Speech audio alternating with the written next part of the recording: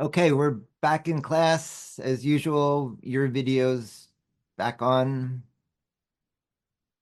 so I can see you as well as you see me.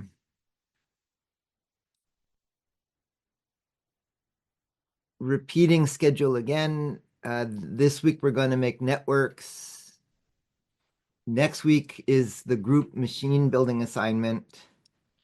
And then over the midterm, you need to have the final project site up, and all of your preceding assignments will be reviewed.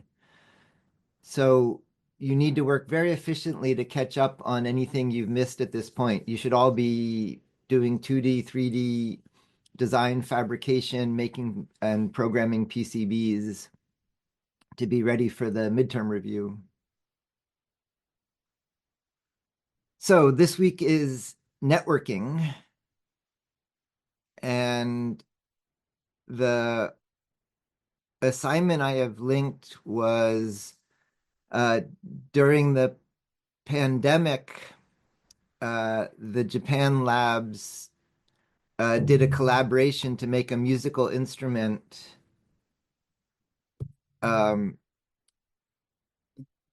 where everybody made their own musical instrument in a different place, and then these were all connected as an featured assignment. So the individual assignment is design, build, and connect wired or wireless nodes. I'll cover both today, with network or bus addresses with inputs or outputs. So up until now, you've been programming one processor. Today, we're going to program more than one processor. And then the group assignment is a fun one. It's so far your projects have been separate. This week, I want you to send a message between two projects.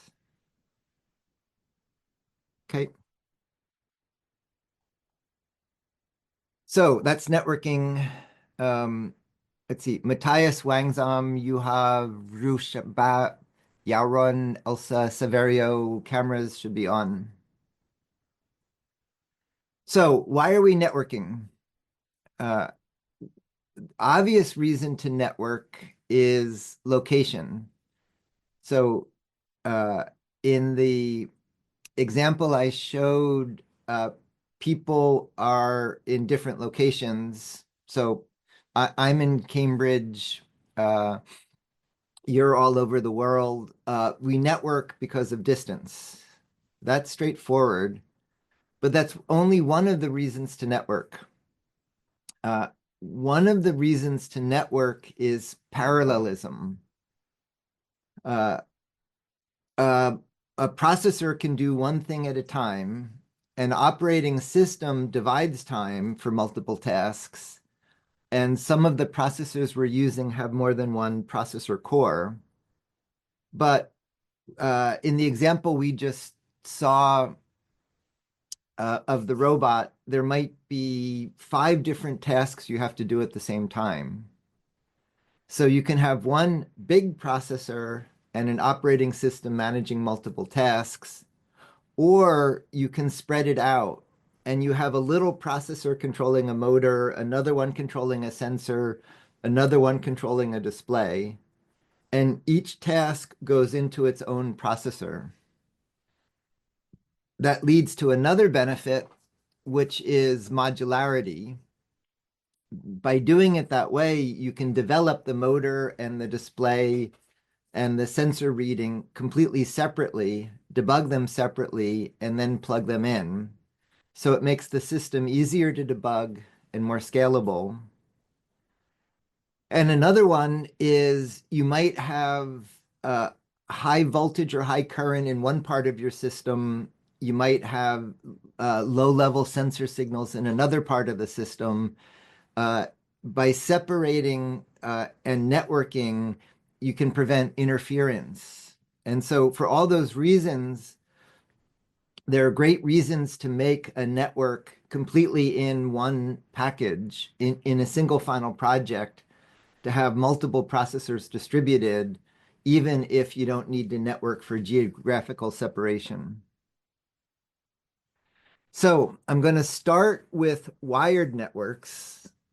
Then I'll talk about principles of networking, and then I'll spend a while on lots of wireless networks. Okay, so for wired networks, RS-232 is what we've been using to communicate between a processor and a host. And depending on what you're using, there are peripherals built in. So variously, they're called UARTs, USARTs, SIRCOMs, and then in the RP2040s, PIOs. These are peripherals to do serial communication. And then I'll also show examples of bit banging, which is the term for doing it in software rather than hardware, where you write software that implements it. Now, up until now, we've had a processor. So you have your project and it talks to and from a host computer. And so we just have one processor. RS-422, 485 are examples of multi-drop. And I'm going to show 3 different ways to do that. So the first way I'm going to show you looks like this. Here's a host computer. It's got a transmit line, and each processor listens. And then I've got the host receive line.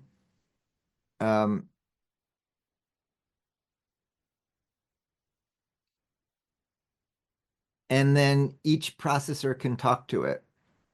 But now there's only one transmitting line, so that's fine. But the receiver, I can have a conflict because they're all connected to the same thing. So in this first example, I'm going to hard code an ID in each node. And then just like Charlie plexing, each node can be low, high, or tri-state. So initially, all the nodes will be tri-stated. So nobody's fighting over this line. Then the host tells the node who should talk next. And then they take over the output, they send their message, and then they go back to being an input. And so that's multi-drop serial. And so let's see. To clarify, Dylan, that was a poorly drawn number 3. Here's a more carefully drawn number 3. Um,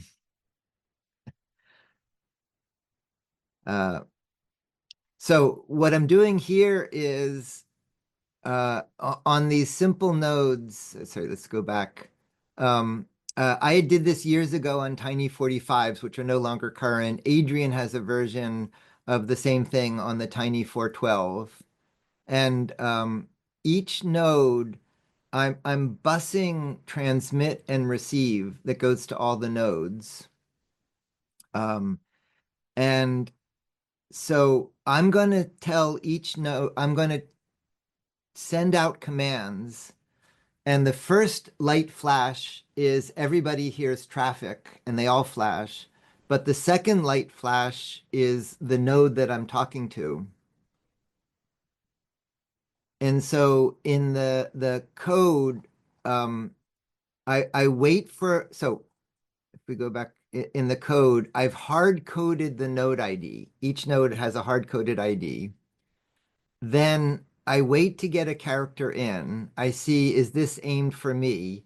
If it is, I switch from an input to an output. I put out my message, and then I go back doing an input. And again, Adrian did a nice version of doing the same thing with the 412. And my example was talking directly to hardware. This is the just using Arduino. And even if you learn nothing else, this is already enough to do this week's assignment. That what I have now is I have a bus, power, ground, transmit, receive. The outside world transmits in, and the nodes take turn transmitting out. And so that's called a serial bus. Okay, so that's our first networking example. Second example is this is the chip used in NeoPixels, and you connect them like this. You connect them in a daisy chain where the output of one goes to the input of the next one. But these you don't need to assign IDs. So here's LED module, and then you can buy a strip. So in the first example we did, I assigned IDs. These don't have IDs. So what's going on there is what's called hop count. So I've got my nodes, and each gets connected to the next one. For the LEDs, it only goes in one direction, but more generally, you can go in both. And I, rather than here, I'm assigning the IDs. Here, what I'm going to do is I'm going to put out a message, and the message has a series of bytes, and then I hop. So I go to the first node. The first node takes off the first message, and then I go to the second node, and then I go to the third node. And so a node gets an identity from the number of hops in the network. All the nodes are the same. They're connected locally, and I hop. So if we look at this example, um, uh, on this example, I've got LEDs, and then I've got the transmit and receive on the input and the output. And so here's a string of LEDs, each where I'm connecting input and output. And so if I run this one, you see I'm controlling all of the LEDs, and I'm doing that by hopping messages. So if I look at the node code, I check my input and I respond to it. And if it's for me, I act on it. And if it's not for me, I pass it to my output. And that's all that I need to do. So with this approach, you can make a string of processors, and you can keep adding them, and you don't have to give them addresses. You count hops in the network. And the last version I'll show looks the same. I'm going to blink the LEDs again, but here's the difference in this one. So first, sorry, for the hop count, this is what the host code, and what I'm sending out in the host code is a packet that has the messages that go to each of the nodes.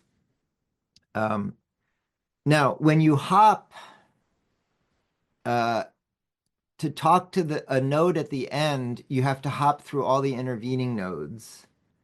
So you can combine these two approaches, and what you do is you have a single broadcast line that everybody listens to,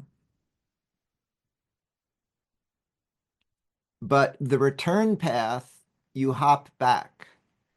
So this lets the host quickly talk to any node, but lets the nodes hop back so you don't need to give them addresses.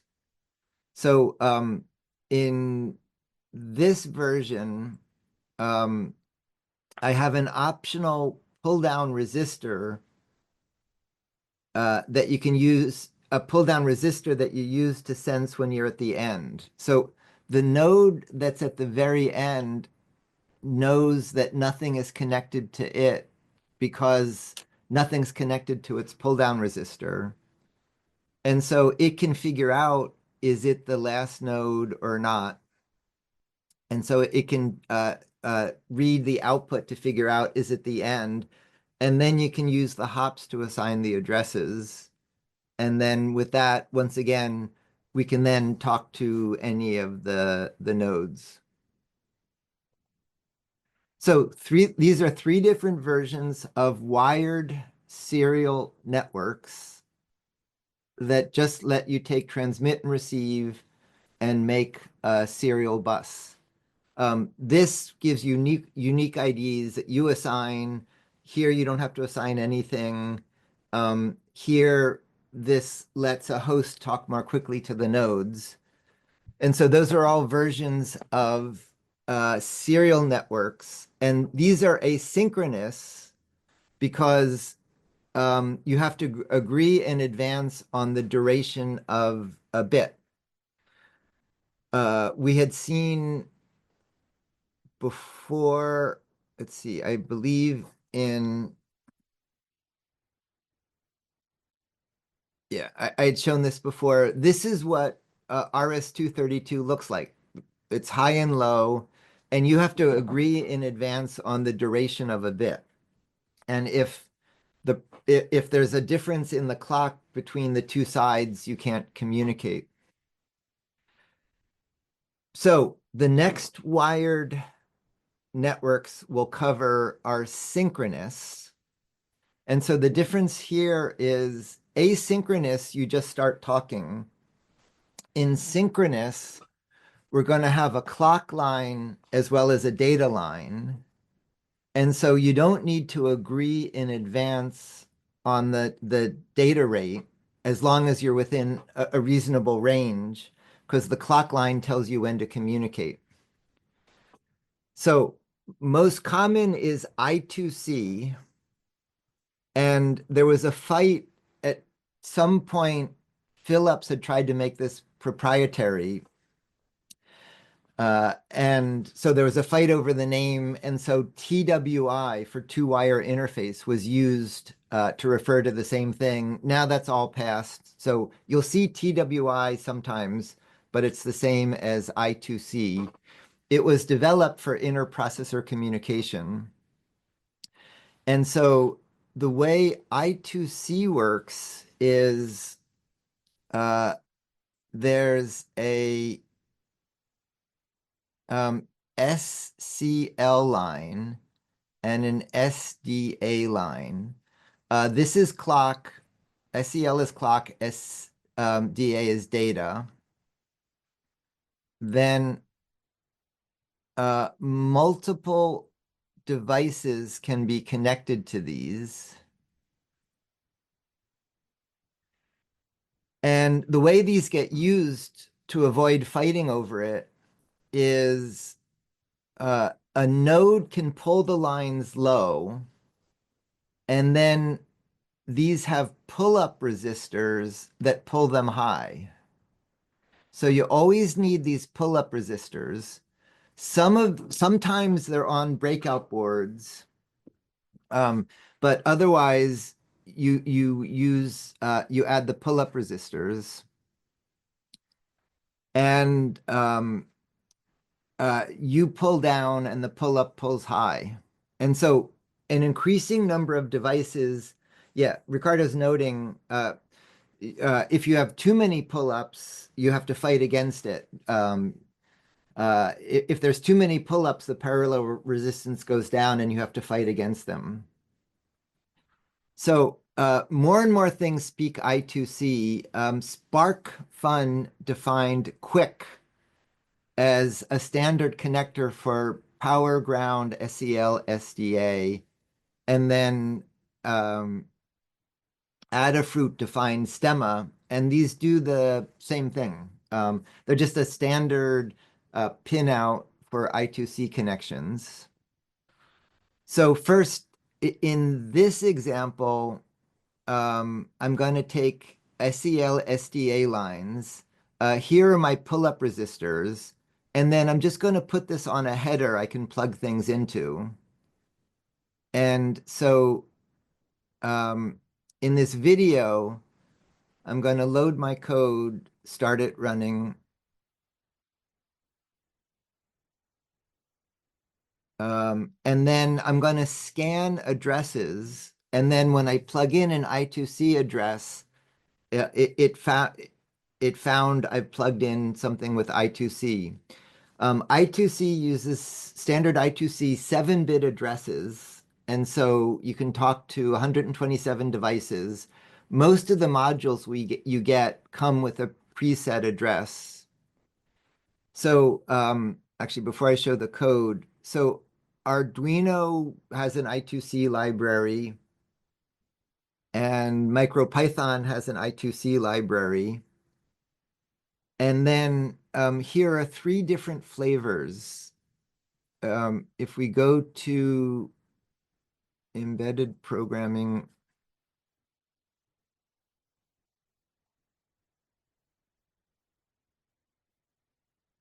tiny AVR, let's say do the 1624. Let's see, Joshua is asking about latency. Joshua, it depends on the data rate, which depends on the length of the wire ultimately. So you can easily run these at a megabit, so at a microsecond. And for shorter ranges, shorter runs, you can run it faster than a megabit. If it's a long run, just the inductance and capacitance in the wire will limit that. But typically, for garden variety use of this, a megabit is straightforward for a data rate. So if we look at the pinout, uh, standard hardware support on some processors, it's fixed pins. So there's the SCL and SDA. On some processors, it's reconfigurable. And so with SERCOMs or PIOs, you can map which pin you want to be I2C.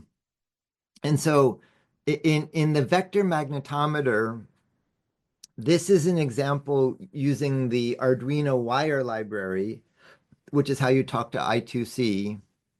And so I start I2C, I have to set the data rate, and then I can transmit data out. And so I'm going to start a transmission and I'm going to write some data. And then I can ask for data back. And in I2C, a device typically has a register map. And so you have to specify the address of your device that's typically pre-made from the manufacturer. You have to specify what register you want to read from, and then you read the data back. Now, it's easy to bit bang I2C because what's so nice about this is the data line, the clock line is telling you when to clock, and then you're asserting the data. Um, and so you don't have to agree in advance on the data rate. And as long as you're within a reasonable spec range, you just put out the clock pulses and it tells you when to read the data. So that's very easy to do in software. So this softwire is an Arduino library that rather than using the hardware module, does it in software. And so here I just tell it what pins I want to use, and then it implements in software the same commands. The hardware one can run at higher performance. The software one lets you use any pin. And what's particularly useful is you can have multiple soft wires. So I recently did a project where I had to talk to 4 of the vector magnetometers. And so I just connected those to pins, and then I started 4 of these soft wire instances to talk to that. And then the last example I have here is beyond Arduino. This is a version where I'm going to do the same code talking to the magnetometer, but now I'm not using any library. I'm just using my own code to bit bang. And so here's where I talk about bytes, and then from the bytes I go to bits, and then I read and write. And so here's a complete implementation of I2C just in software. Okay, so that's I2C. Oh yeah, and there's a note I should mention. Uh, so far, I've only been doing single-ended. When you drive longer lines or you drive faster lines, you drive it differential. So rather than data relative to ground, you have a pair of lines and you drive them the difference between them. And that can give you both more noise immunity. You can drive longer runs. And this data sheet talks about those drivers for 422 and 485. Uh, so that's I2C. Here's Adrian example of making a network of I2C nodes. And so if all you want to do is connect your own processors, you don't really need I2C. You can just do a serial bus. You can use I2C between your own nodes. In general, I use I2C when I'm talking to something that comes speaking I2C. And slowly emerging is I2C is used way beyond where it was originally developed. So I3C is something coming to go beyond I2C, far from standard. Okay, that's I2C. Then you will also commonly encounter SPI that does something similar. Uh, SPI has um, uh, a clock line, and then it's got data lines. This is now 4 pins. So there's a chip select to tell which chip you're talking to, the clock line, and then there's a data out, data in. Originally, this was called MISO and MOSI for master out, slave in, or master in, slave out. The slave language is no long is deprecated. It's not a good language to use. You can still use MISO MOSI to mean main and secondary. You'll see PICO and POSI, but what's becoming more common and it's easier to understand is SDI and SDO. Which stands for serial data out, serial data in. Um, um, so sorry, Sophia, I'm not sure what the connection is. Uh, so this code is a complete implementation of I2C that you can tweak if you want to, for example, do non-standard things with it. And then SPI is also very easy to bitbang to talk to it. So oh, let's see that link. I'll fix those links. So once again, let's see so once again, Arduino and MicroPython have SPI libraries. And generally, you'll only be using SPI when you talk to a device that natively speaks SPI. And a great use for it is this. SD cards speak SPI. They also speak another protocol for higher data rates that's specific to them. But by standard, they speak SPI. So here I'm going to do this with a shell. And I've got the serial data inline. The board's SDI goes to my shell's SDO. The SDO goes to the SDI. I've got the shared clock line and I've got the chip select line. And this is an example where I had one trace that was hard to route. And so it's a two-sided board, but I just ran a wire jumper rather than milling both sides. And then uh, in the code, this first version, I'm just going to use MicroPython libraries. So I want to talk to an SD card. Um, so uh, when you talk to an SD card, the SPI, they all support it, but there's a SD specific spec that's at a higher data rate than SPI. So typically the camera wouldn't use the standard SPI, they would use the dedicated SD protocol.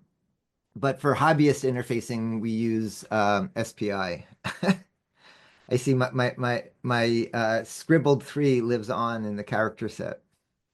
Uh, we yeah, we should name that character and define what it's for. So I want an SD card, and then I'm going to speak SPI. And so here for the RP2040, I'm setting up the SPI interface. Then here's where I'm going to connect the SD card to the SPI. And then this part is wonderful. MicroPython knows right away how to create a file system. So now I'm going to create a file system on the card, and then I'm going to mount that file system. So then this is just like a desktop computer. I'm going to open a file and I'm going to write data to it. Then I'm going to list the files on the card. And then I'm going to read the files on the card. And so if I do all of that,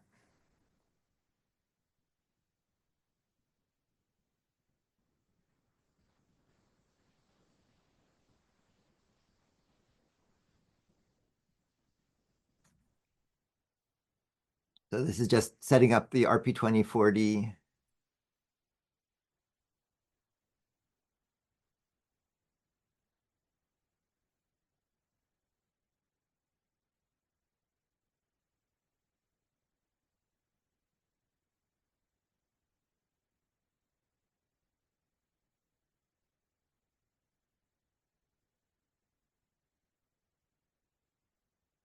Then I need the SD card library stored on the shell.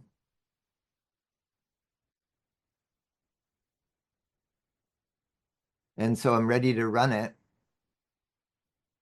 And then I get this output that is telling me what I put on the card. See, in the chat, um, okay. Yes, Stephen pointed out it's just capital SPI for the Arduino SPI library. So that's all it takes to talk to SPI. So here's an example where I'm doing the same thing in the Arduino library, where I begin the SD interface, and then again it creates a file system, and I'm reading and writing files. And then finally, if you really want to know, under the hood, this is what's really going on. So this is a version where I did everything from scratch. So uh, here I'm implementing the commands for SD cards. And so these are the SD commands that go over SPI. And then here I'm implementing the file system myself. And so I initialize the card. And then this is using what's called a FAT file system, FAT. And here I'm implementing the logic of the file system and I'm reading and writing data on the card. And so if you want to know what's actually going on under the hood, that's how you actually talk to the card. You're unlikely to do that. So that's how you talk to SPI interfaces. And in particular, uh, you'll use it if that's the device you want to talk to. But this is a killer app for it. the SD gigabytes of SD cards are down to a few dollars. You can read and write in milliseconds, and that's all it takes to interface it. And so that gives you vast storage. So if you want to store complex interfaces, if you want to have long audio samples, all of that comes by adding an SD card. So Andre, to network two shells, uh, you can use any of the things I just covered. Um, if it um, uh, so with the RP2040s, you can use the PIOs to implement serial communication. And I would, if you just have two of them, you just connect, transmit, and receive. If you have more than two of them, you put that on a COM bus. But that's exactly what I would do with these simple wired protocols. Generally, I use I2C if I'm talking to something that speaks I2C. If I control both ends, I just make a serial bus. Oh, Ricardo is posting bit banging Ethernet on a tiny 85. I'll talk about Ethernet in a little bit, or actually almost now. So this was wired asynchronous serial, wire synchronous serial.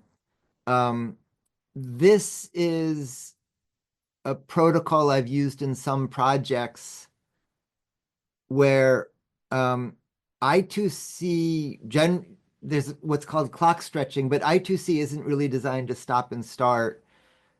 This is a protocol where I have one line for data that's true or false, and then I have a token line that says the data is valid or not.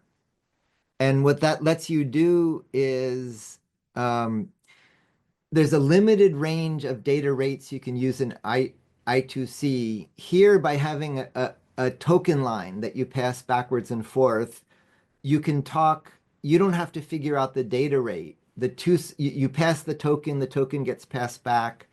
And so the two sides talk as fast as they can given their communication, and you can stop and start communication.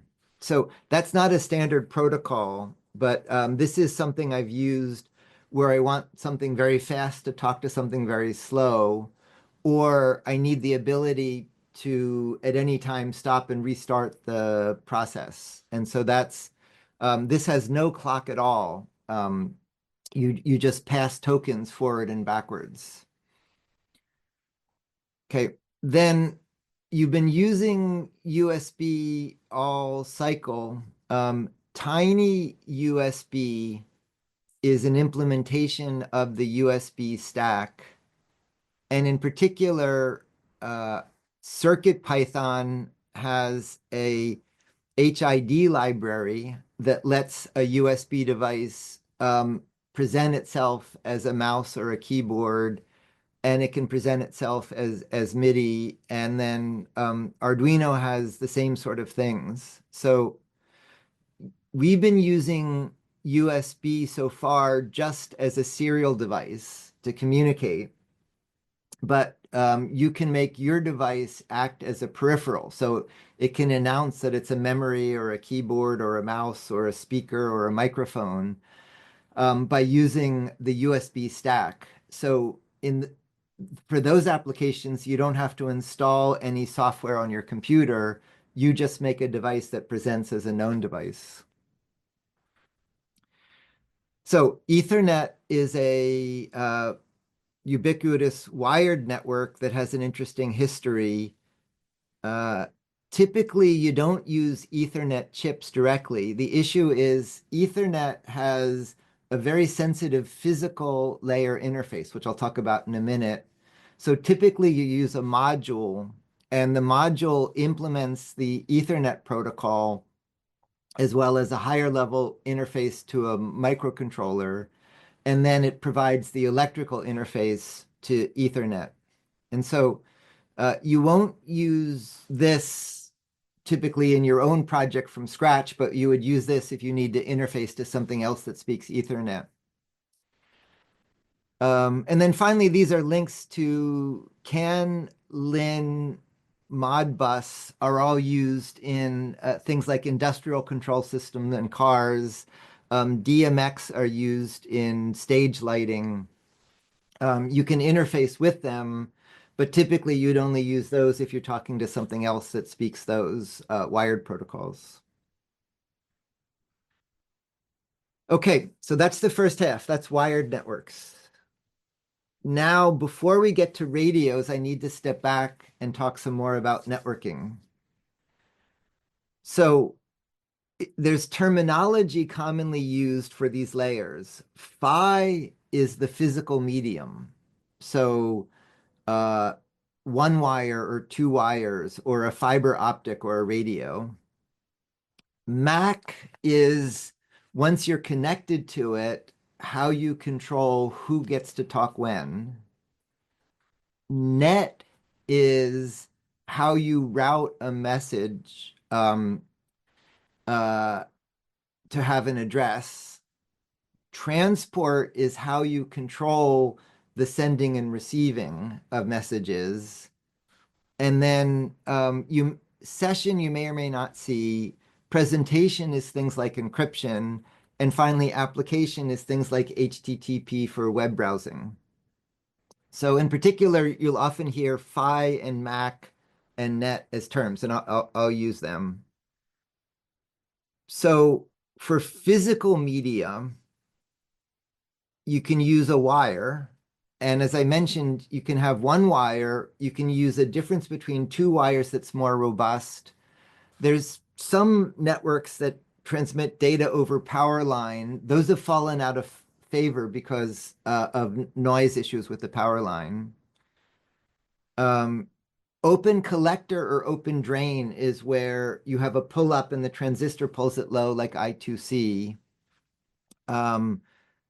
Tri-stating is what I described in the multi-drop. Then in higher frequencies, you can use transmission lines, waveguides, and optical fibers. And this links to class notes where I talk about all of that. Now, if you want to use a radio, then in the US, the FCC is our regulator. Each country has its own. Part 15 is the part of their regulations that cover what we care about. And then here's a map of RF spectrum. And so you'll see this is the frequency in megahertz. And you'll see it's divided up in lots of different slices.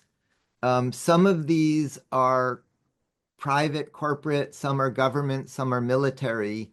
And then crucially, there's some open bands. These are called ISM for industrial, scientific, medical. And these are bands where anybody can do anything. Some of these are the same everywhere in the world. Many of these differ in different parts of the world. And these are three different app notes that talk about where you can talk in these bands and how you use them. Uh, so generally, depending on which one you use, they can be quite cluttered because they're free and open. But this is where we use, generally, the radios we use operate in these bands. As you go down in frequency, the data rate goes down, but the distance you can travel goes up, and you're less sensitive to things like walls. You can go further in buildings or around buildings. As you go up in frequency, the range comes down and it comes closer and closer to line of sight where you can see the two sides, but the data rate goes up. So 802.11 is the spec for Wi-Fi. And most commonly, that's in the 2.4 or the 5.8 gigahertz bands. 2.4 is near where microwave ovens work. So initially, that was there just because it was a junk band because of microwave interference, but it's now become very popular for Wi-Fi. It's very cluttered. 802.15 is a different spec for wireless communication used in Zigbee. And then Bluetooth uh, runs in these bands. And I'll talk more as we get down. There's a soup of acronyms, GAP, UID. Um, those are how Bluetooth devices present themselves. And there are many predefined roles for a Bluetooth device. It can be a heart rate monitor, it can be earbuds. And among those, the one most common we use are just the Bluetooth device acts like a serial wire. It acts like a wire without a wire. There's standard specs for mesh networking where you connect many Bluetooths together. For Bluetooth, the vendors make very handy apps that you can use to monitor, and I'm going to be showing you those. And then there are software stacks from your desktop computer. And in particular, then um, uh, Arduino, MicroPython both have Bluetooth libraries. BLE is a flavor of Bluetooth. That's what we're going to be using almost pretty much exclusively. That's aimed at low power devices. LoRa is a newer standard that is optimized for low data rate and long ranges. So LoRa is on the order of kilobits a second, but designed to run over kilometers. And then again, Arduino and Python have LoRa interfaces. I'll be talking about those and their standard networks for them. And then finally, old-fashioned remotes were optical, and those specs are easy to talk to. And this gets periodically reinvented. So this is a standard to send data over light. So you have light in your room. By blinking the light, you can send data. This was a nice Fab Academy project from the VOG where a student used blinking color lights to visual as a optical data network, and then here's the data being sent from it. What's great about that is it's line of sight. If that's what you want, it stays within a room, and there's no real regulation over that. Light works the same everywhere in the world. And then finally, you can also, if you've got microphones and speakers, you can send data acoustically. Okay, so you need to pick the frequency range. Then the next thing you need to know is you need to pick how you're going to send your data. And so this is built into the specification, but you'll see some of these acronyms. PCM is amplitude. PPM is you control pulses in time. OOK is you just turn the signal on and off. FSK is you shift frequency. PSK is you shift phase. Spread spectrum is where you make it look pseudo-random. UWB is where you spread over a wide frequency range. So that's just how we modulate. Then you need to figure out who gets to talk when. If we have many things on a network, right now I'm talking and then you could interrupt, but it wouldn't work if we all talked at the same time. So you can divide time slots in time, you can divide them in frequency. Most common is the cocktail party version, which is called CSMA, where you listen. If nobody's talking, you can start talking. If somebody's talking, you wait a delay. but the delay has to be random, otherwise everybody would start at the same time. And after a random back off, you start talking, but you check to see if anybody collided. So that's the most common way to do it. Then you need to often implement detection for errors. When we send radio signals, they can get corrupted. So we need to detect errors. And then finally, we want to network. And so to understand the difference in the up until today's class, we just had connecting to and from a processor and a host. In the first part of class, I described a bus where we have one wire and multiple things hanging off of it. Right now in this call, we're using the internet where um, th this is a cable coming to America, and then there might be a cable coming to Massachusetts, and then one to Boston, and then to Cambridge, and then to my house. And you might be in Shenzhen, and you might be in Paris. A network compared to a bus has routes. It has multiple ways to go through it. And so networking uh, routes. And so the internet runs on what are called RFCs. And here are some amusing ones. This is for controlling coffee pots. This is for pigeons. So network engineers have a sense of humor.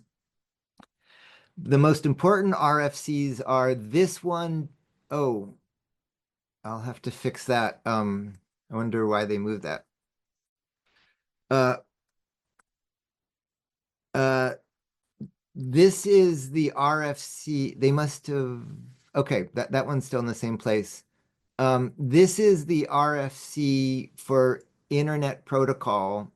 This is the original one. This is the one for V6.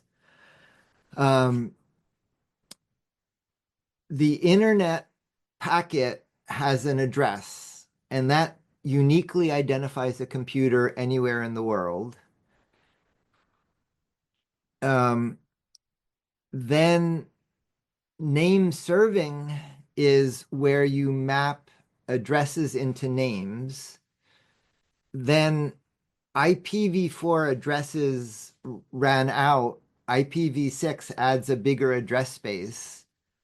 And so generally we won't need to worry about that, but we do need to know about these. So the computer I'm using has an IP address, and if you send it to my IP address from anywhere in the world, it'll get to me, but it doesn't tell me what to do with it. So UDP, that's like rooms in a building or mailboxes. On top of the IP address, a UDP address tells you which application to send the packet to. And then that's a single packet. But in this video, I'm sending you many packets of the stream of me talking. TCP controls the coordination of sending and receiving multiple packets. And then HTTP is presenting web pages over TCP. So there's a stack of IP, then UDP or TCP, and then if you're doing web, HTTP. So you can talk directly to that with what's called sockets. So sockets are, here I've got two computers in two different locations, and I'm going to send a message between them. And this is JavaScript, Python, C. All of them have socket libraries that let you read and write to the internet. And so you could be talking to something in front of you, or you could be talking to something around the world, but it's very easy to write software that interfaces to the internet with socket programming. And Wireshark is a handy tool that lets you sniff your network and see what's happening with its traffic.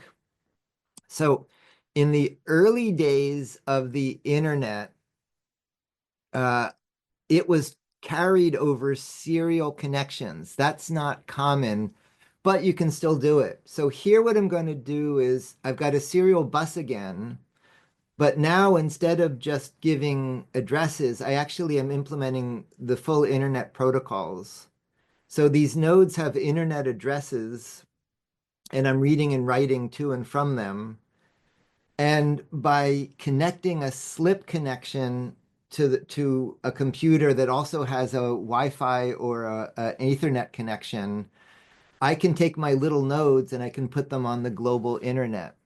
So it's less common now, but you can do the full internet protocol over serial.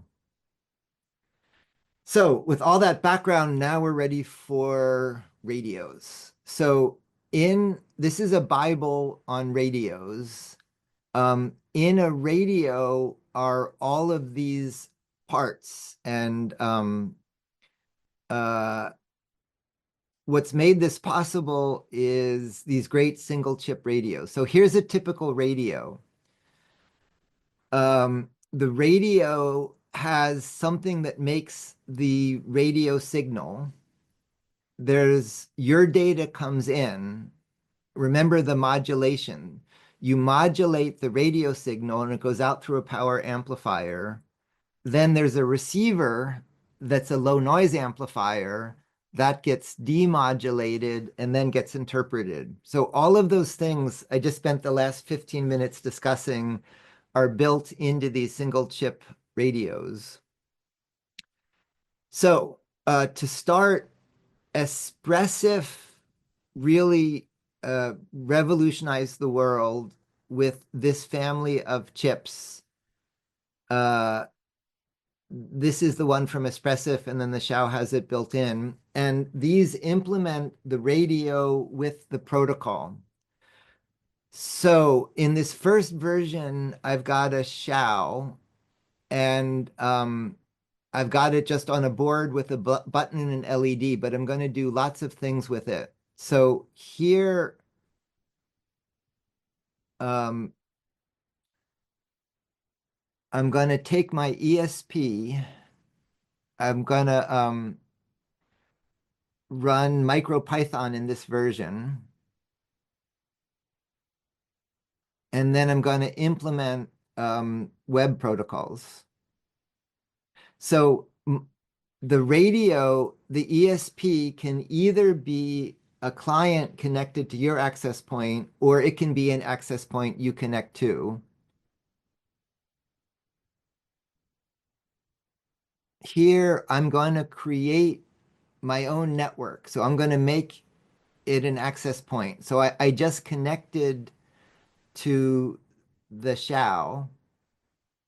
And so I'm turning the LED on and off, and I'm getting messages back um, uh, because the Xiao is an access point and it's a web server. So all of that was surprisingly painless to do. Here's where I start the access point. Then I'm using a microdot package for a web server. This is the web page I'm going to serve. Here are the routes to the web server. And then here are the tasks to manage it. And then I'm using a multitasking where I've got the local task to read and write the button, and I've got the web serving task to read and write uh, web traffic. And so that's everything I need to take my Xiao and turn it into a web server and also an access point. Now, conveniently, I can also make it into a Bluetooth device. So now I'm going to use a Bluetooth library. Then on my phone, I'm using the Nordic app, and I'm going to scan and I'm going to find my Bluetooth device. I'm going to connect to it. And now I'm turning the LED on and off over Bluetooth from my phone. Then that was from my phone. Now I'm going to use Bluetooth on my desktop. And so Chrome, for example, knows how to do Bluetooth. So I'm going to connect my web browser. And now from the web page, I'm talking to the device over Bluetooth instead of Wi-Fi. So all of that is, let's see, this is something I wrote that's a wrapper around a serial standard for Bluetooth. And then using that, I just ask for a serial interface. And all I do is I read and write. And I'm reading and writing as if it's a wired terminal, but instead I'm sending it over Bluetooth using a protocol, using um, a standard for serial over Bluetooth. Okay, so with the ESP32, and there's multiple flavors that can all do what I described. I can be a web browser, I can be a web server, I can be an access point, I can interface Bluetooth to a phone, I can interface it to a computer for wireless connections. This version is with the Room, which came before the Shows. They're still made and they're still available if you need more pins. In this example, I show UDP. UDP is just simply routing a raw packet. So if you want to make a low-level interface where you send packets through the internet, what this example is doing is socket programming on the ESP32. So here I've got terminals connected, and I'll be sending messages to and from the ESP32. And so there, if we look at the code, here I'm doing socket programming. I'm actually just writing my own packets over the internet. So if you remember the stack from PHY to MAC to IP to UDP or TCP to HTTP, you can use these devices to do web, but just sending packets can be have less latency, higher data rate if you just want to send your own packets. And then this is a version of the Xiao ESP32 with the camera. And here I'm just going to do its own demo application. And this is similar to when I showed the input devices, where here I'm taking the video data. This is its own demo app, and I'm streaming the video over a web connection. And I had shown that for input devices. Okay, so that's Wi-Fi. Yeah, so 4G is a challenge. There used to be easy modules, I'm answering Johannes, easy modules to talk to 2G phones. That's now deprecated. 3 and 4G phone modules are very much, I don't have good solutions to that. That's no longer as easy as it used to be. Okay, a bunch more radios. These are modules for RFID. With one caution, these are very friendly, easy to use. So, sorry, let's go back to, so to talk to that, I'm just using an SPI interface. And so I'll use a library for RFID. I have to tell it the pins. Startup SPI, and then I'm talking to the RFID device.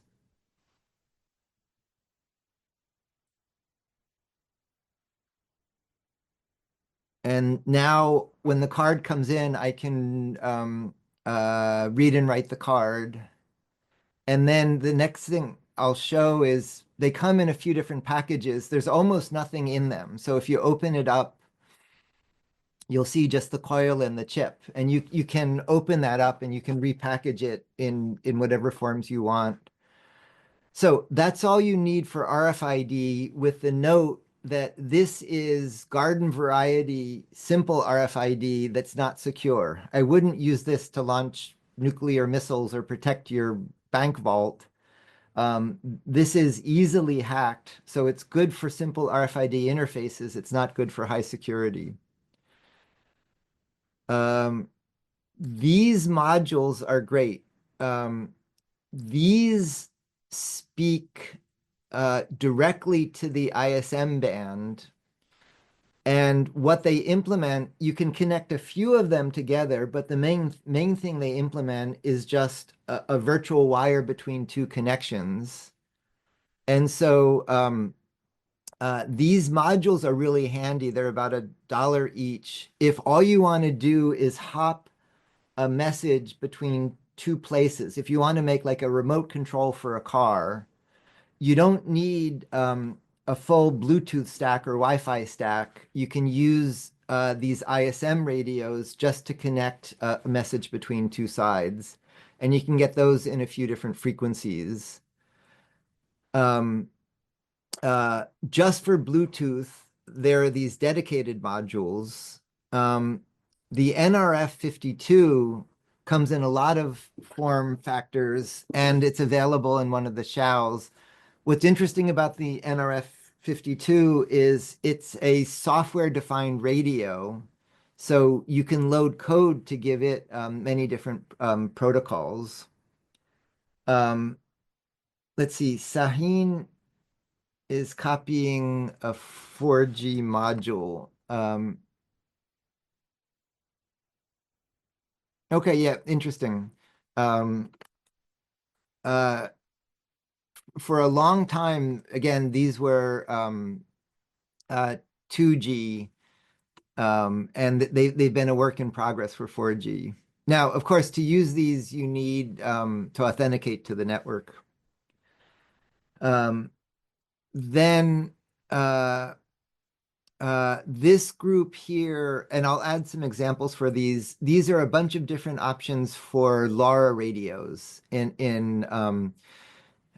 can get LoRa in both these bands and these bands. These are less crowded than the Wi-Fi bands, and these are less crowded still and go longer ranges. Um, this is a link to the instructor boot camp where Hank and crew took this module from Seed that combines a SHAO with the uh, LoRa radio.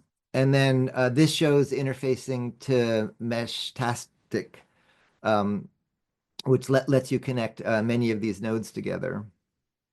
Oh, close the wrong thing. So a killer app for that, for example, is a farm where you had multiple sensors and pumps and you wanted to connect all of them. You can get many kilometers with LoRa, but at fairly low data rate. Now, ordinary Wi-Fi can also give you surprising range. Let's see if we go back to um, uh, let's see, what I want to look for is, okay, yeah, this. Years ago, we were doing a project making city scale networks, and we had tested lots of options. And what we ended up doing is just making, let's see, I don't want that. Um, we used the Shopbot to make large parabolas, and then we put a conventional wireless radio at the focus of the parabola. And then by tuning the back off of the radio, we again had many kilometer long links by making a big reflector around the antenna. Uh, Something that was new to me that came up today is this part, which implements ultra wideband specifically for positioning. So it has a wide frequency range that it then uses to do sensitive timing. And this is aimed at RF positioning to track sources of RF. This is used, for example, in the tags that let you locate missing children or things. And then two final links, uh, software radio, and this is a link to a version of it, is ordinary processors now run as fast as radio signals used to be. And so software radio is where you have just a amplifier out and in, maybe one mixer, and then you implement all of the rest of the radio in software um, to make completely software configurable. And then another handy project is this is a long-standing project that takes commodity access points and then runs Linux on them and turns them into open platforms that let you build open RF interfaces. So this was a tour through asynchronous wired serial, synchronous wired serial. I briefly mentioned asynchronous unclock wired and USB. Then I surveyed networking, then did a tour through lots of radios. So what I want you to do this week is connect multiple nodes. And the main difference this week is rather than just a processor at the end of a wire, for what you do today, there needs to be an address. And it can be a network address or a bus address. But I want you to connect nodes. And so this could be two processors you make. It could be, it's fine, like your phone to a node you make, but there has to be an address you use to talk to it. And then there has to be a local input or output. So something you do locally is then going or coming over the network.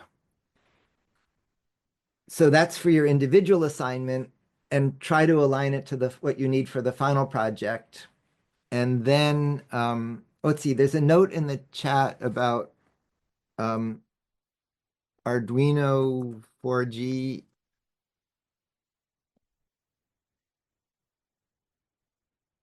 Um, yeah, it sounds like since I last looked, 4G is maturing for standard interfaces. Still at tens of dollars, and you need to get on the network. Okay. Um, and then the group assignment is once you're doing Wi-Fi or Bluetooth or one of these wired protocols, you should be able to take the work of two different people and plug them into each other. For this week, it's just for fun. In machine building week, you're going to need to do that. In machine building week, you're going to have multiple degrees of freedom in a machine, and you need to be able to interoperate. This week, the group assignment is just an exercise in interoperating to pick a protocol that lets two different projects from this week communicate with each other. Let's see, Ricardo is linking a little travel router.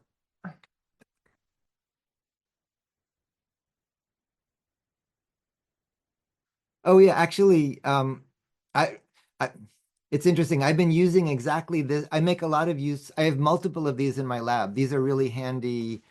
Um, uh, yeah, I, I have multiple of those floating around my lab. Okay, so if you're overwhelmed, um, yeah,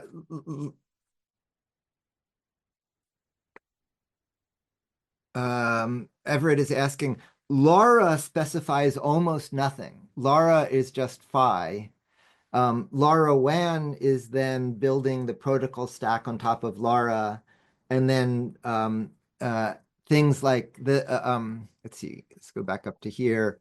Um, the things network, Meshtastic, all of that are then sitting on top of that. So once again, that's building, the distinction between those is building a protocol stack. So at the end of this week, you should be comfortable making a project that has multiple processors, and you should be comfortable connecting your projects to things like phones or the internet. No recitation this week, but we're heading into a really brisk sequence once again with machine building and midterms. So make sure you use this week also to catch up on missing past assignments to keep up with the pace. And as always, there's the Dream Team Saturday mornings to help you with anything. Happy networking, and I'll see you in a week. Bye-bye. Bye-bye. Bye. Bye guys. Adios. Bye. Nice Bye. message. Bye. Bye. Totally upside down.